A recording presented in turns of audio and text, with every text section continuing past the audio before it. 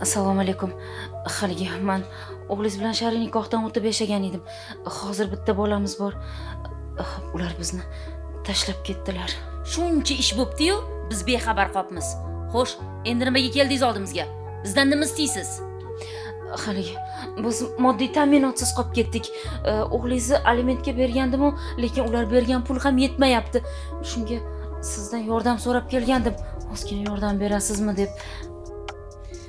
Bemaslahat, kattalarning roziligisiz ish qilishning oqibati mana shunaqa bo'ladi. Tushundingizmi?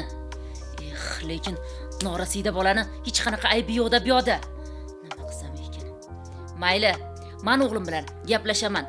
Bolangiz 18 yoshga to'lguniga qadar aliment puli qancha bo'lishini hammasini hisoblatib to'lattirib beraman. Lekin es-hushingizni yig'ib oling. Bundan buyog'iga aqlingizni ishlating. Shunga o'xshash holat Farg'onada qayd etildi. Ya'ni bo'lib o'tgan voqealardan xabar topgan qarzdorning ota-onasi sud qarori bilan tanishib chiqqanidan keyin o'sha bolaning 18 yoshga to'lguniga qadar bo'lgan aliment pullarini hisoblatdi. Natijada 1 milliard 24 million so'm hosil bo'ldi.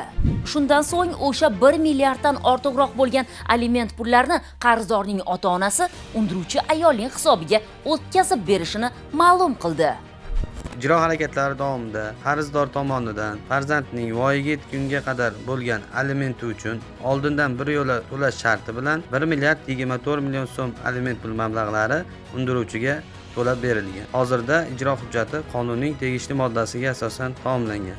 Bolalarning xatosi uchun ota-onalar faqat ular voyaga yetguniga qadar javobgar bo'ladilar deb o'ylagan edim. Buni qarangki, bola har qanday yoshda ham ota-ona uchun bolaligicha qolar ekan. Ko'pni ko'rgan murosai madora yo'lini tanlagan ota-ona hatto o'zi ota bo'lishga ulgurgan bolasining xatosini to'g'rilashga harakat qildi. Biroq ayrim 18 yoshga to'lsa-da hali ham o'zini bola deb o'ylayotganlar, ulg'aying, mas'uliyatni his qilish davri keldi.